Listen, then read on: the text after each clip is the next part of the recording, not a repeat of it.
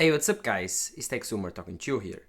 And do you know when you love something so much, but then you have some little things that you hate? Like, it makes the whole experience different. It's a love and hate relationship about that thing. And for me, that thing is the iPad. The iPad for me might be the weirdest device I own. It's my favorite device slash my least favorite. It's like I have a polarized opinion about the iPad lineup for a long time. It was my first Apple product. For you that you don't know, my first Apple product was an iPad 3, I think. I bought it on 2010. It was really my first experience with iOS, and so it holds a very dear place on my heart. It was the first Apple product that I started to game on. I played Clash of Clans. It was the first Apple product that I started tweaking with settings, with iOS. It was the first Apple product that actually launched my channel. The iPad has a very dear place on my heart. It's that type of product that I just love to use. But then, there's so much that I hate about the iPad that just creates a big mess on my head. More like, I love the tablet side of the iPad, but I really hate the computer side of the iPad. Especially when I bought the iPad Pro in 2018. This is my 2018 iPad Pro, and the iPad Pro, I think, since 2018 has not changed much. Since then, they probably introduced the M1 and the M2 generation now, and they have introduced the Stage Manager, which they actually launched to these iPad Pros, and then of course, the dual camera system. Other than that, I do believe that iPad Pro 2018 is extremely similar to the newer iPad Pros. Other than, of course, the M2, the M1, Mini LED, and the camera system. But I do believe if you have a 2018, you don't have any need to upgrade, just like myself. The 2018 iPad Pro 12.9 inch is just fine for me. This one has 256 GB of storage, and still, I think it will be plenty enough for the future. So, why do I love slash hate my iPad Pro? And this is my confession about the iPad Pro. Why Apple is making such a great product have such a very controversial experience, not just for me, but for everyone that uses an iPad, especially on the tech community. So let's talk about the state of the iPad lineup, especially the iPad Pro in 2023. No further ado, if you do like these types of videos, do not forget to drop a like down below, subscribe to the channel. Let's get started. So, the iPad Pro. This iPad Pro was launched in 2018, but the first iPad Pro was actually launched in 2015, the first 12.9 inch iPad Pro. That iPad Pro was huge, even bigger than this one, because the bezels were thicker, and of course, so it made the iPad Pro more voluminous. Then, in 2018, Apple launched the new generation iPad Pro, the iPad Pro that would define the future of the iPad lineup, and even the iPhone lineup and the MacBook lineup with its newest design. This design would be a trend setter. The iPad Pro was the first product for most things in Apple's lineup. Imagine, it was the first Apple product to get ProMotion in 2017. It was the first Apple product to get this incredible no orientation Face ID system. So you can unlock your iPad in every single orientation. And this now, I think it's only available on the iPhone 13 upwards. And you cannot unlock it, I think, on its back. You can only unlock it on this side. So the iPad Pro, it's 360 degree enabled, while the iPhone is only 180. Then you also have the first Mini LED device. Yes, the iPad Pro was the first Mini LED screen on an Apple product, even before the MacBook Pros. This iPad Pro got it on the spring of 2021, and then the MacBook Pros got it on October of 2021. The iPad Pro has been the guinea pig for a lot of stuff on the Apple's lineup. But then, they put so much effort in creating amazing hardware experiences that it gets weird when they actually forget about the software. In my opinion, the software team for the iPad, it must be like one person. This software team cannot do anything. Like, iPadOS is a huge chain. When Apple launched iPadOS, I thought they would create something different. Not macOS, not iOS. Something in between, an hybrid model. But then, they simply actually let themselves just remove features from iOS and call it iPadOS. iPadOS is nothing more than iOS with less features. And maybe Stage Manager. Other than that, it's extremely weird. I think it doesn't make any sense. I think that you can have iPadOS, you can have iOS, you can have macOS be 3 different systems. But the iPad simply ends up being none. It's a good tablet, yes, but even before 2018, the iPad Pro was an excellent tablet. The iPad lineup was the best tablet lineup available. Then, it's a mediocre computer, nonetheless, and, in my opinion, a mediocre communication device. Of course, this is not meant to be a big iPhone, but at least you can do FaceTime calls, you can do FaceTime audio calls, you can do, like, communicating. But I think Apple's purpose with the iPad Pro lineup was always trying to make this as close of a computer, but not being a computer. You know what I mean? Like, being a computer, but not being a computer.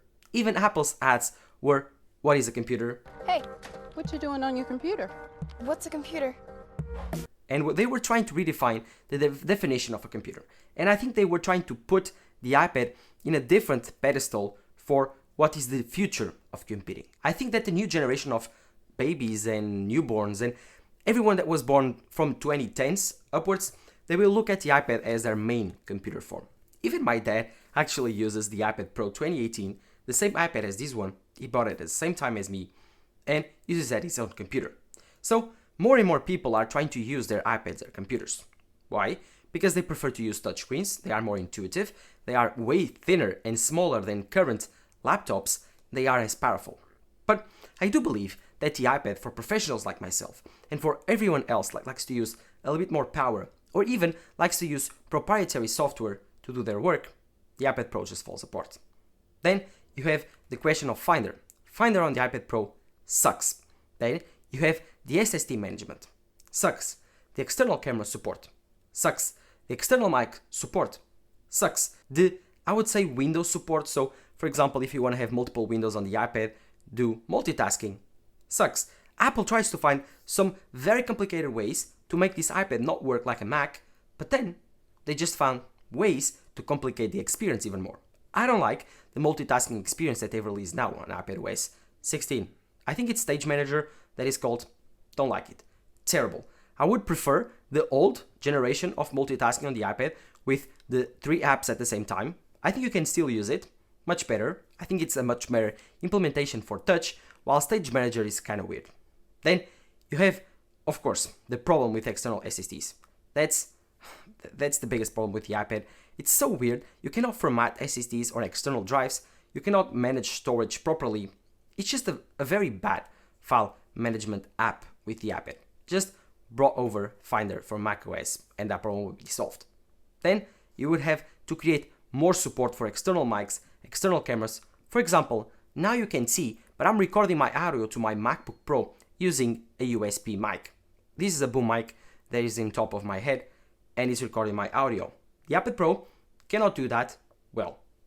It can do that, but not well. For example, you can connect this mic via USB-C to the Thunderbolt port here on the newer iPads or even on the USB-C port on the 2018 iPad Pro and go into the Voice Memo app and record the audio. You cannot get any type of customization tools, anything. It will record the audio via the USB-C mic, but it will not enable you to edit any type of customizations or settings. Then you cannot record podcasts here properly. You can, there are some apps, but they are not perfect. And then the worst part is the external camera support. No continuity camera support, no external webcam support. You are stuck for your iPad Pro webcam. I think all of this just makes the iPad Pro not a computer. And still not able to replace any of my computers, like the MacBook Pros or the iMacs, and most professionals' computers. What the iPad Pro does the best for me and makes me fall in love with the iPad Pro is watching movies, streaming videos, Netflix, and chill, Disney Plus, using the amazing Apple Pencil for note-taking on my university classes. Mainly that's why I use my iPad Pro.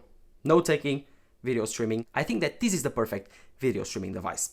But the iPad Pro has disappointed me in so much ways that I think I cannot justify buying another iPad Pro just because I love to note-take and I love to stream videos. My 2018 iPad Pro just does fine doing those things. Even editing videos on LumaFusion, the iPad Pro 2018, insane. Now you have DaVinci Resolve on the iPad Pro, and that was a big thing when it was released. I can still do it fine on my 2018 iPad Pro. I think that Apple would find it on the future a lot more difficult to sell iPads because their software is not keeping up with their hardware. And you know that's bad when their M2 iPad Pro from 2022 or 2023, I think it was in 2022, late 2022, just looks almost like the same as the 5-year-old 2018 iPad Pro, and the specs are not even that much better. So I do believe that the hardware on the iPad Pro has evolved a lot with Mini LED, with the M2 chip, but the software has stayed back. Even I can say that I don't think the software has improved in the last 5 years. It's about the same, or even worse in some aspects. So yeah, my experience with the iPad Pro is a love and hate relationship. This iPad Pro is my favorite tablet of all time, my favorite device to use of the Apple devices, like my iPhone, my Apple Watch, my Mac. This is the device I use the most, like every single day. This is my workhorse for university. But that's it. My workhorse for university is not a laptop replacement. I do not run my channel on this iPad Pro. I used to, but the YouTube app was not optimized. I did not have any type of external software to use on my iPad for editing photos or videos. I had Affinity Photo. That was it, kind of limited. I did not have full-blown Photoshop. Like you have Photoshop, but it's limited. I don't have enough software for my university course because this does not run SolidWorks or even Fusion 360, only runs Sharp 3D, which is a kind of a limited app that no one uses.